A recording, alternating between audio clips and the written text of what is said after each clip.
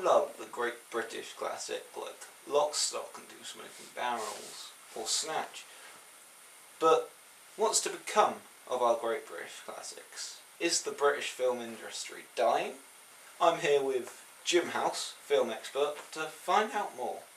So, you're a film expert. Was it British film that inspired you to start studying that field? Yes, I've always enjoyed British films, and there's been some classics over the years. Good. So, on a personal preference level, would you prefer, say, an older British film or the sort of new age British cinema? For example, the new Sweeney film, or Lock, Stock and Two Smoking Barrels? Oh, my personal preference would definitely be for Lock, Stock and Two Smoking Barrels. It was an original piece of work. The dialogue was great.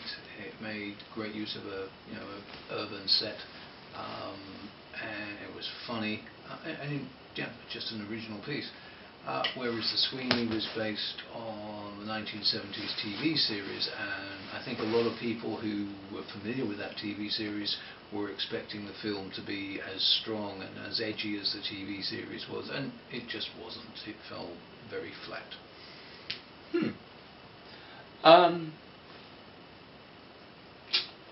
Do you think that sort of, you said edge with sort of Lock, Stock. Do you think that British film is losing that edge in sort of the newer releases, like the Sweeney? I mean, it doesn't have the same zing as Lock, Stock or Snatch.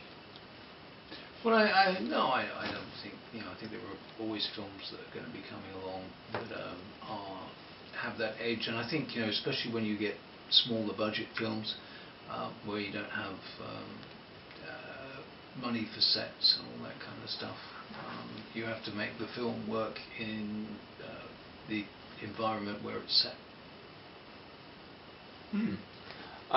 Just statistics wise, Terry Lock from The Guardian claims that British film is dying.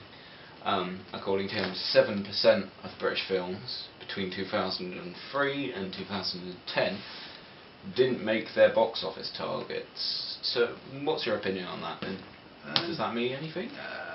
I'm not sure.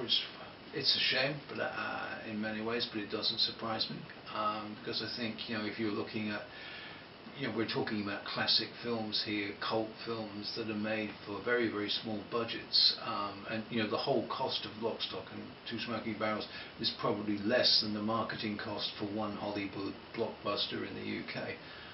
So these big budget films come with big advertising budgets, and I think that's why it's difficult to get British film really established at the cinema.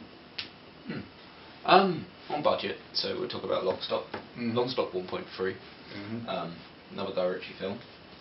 Rock and Roller. 18 million. Yeah. Rock and Roller didn't do anywhere near as well as Lock, Stock. Profit-wise, it was better yet, but if you look on IMDb, or any critic, or ask even anyone, 7.3 on IMDb for Rock and Roller, and 8.2 on IMDb for Lock, Stock. Yeah, I think budget has some issue, because as the budgets get bigger, the studios want more and more control, and I think it's difficult sometimes for the director to have the same kind of artistic freedom that they do when it's only a small budget film. With this in mind, where do you think the future of British film lies? Do you think we're going to become more like US cinema, where we use more special effects, or do you think we'll stay to our sort of very focused on plot-based roots? I think the answer is both, because if you look at James Bond, it's a very, very successful global franchise. It's British, but it's very, very based on special effects, but also there's lots of small budget and niche directors out there.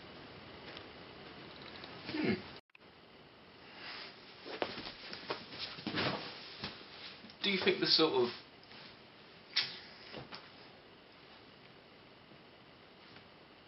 newer British film seems to be trying to appeal to a wider audience.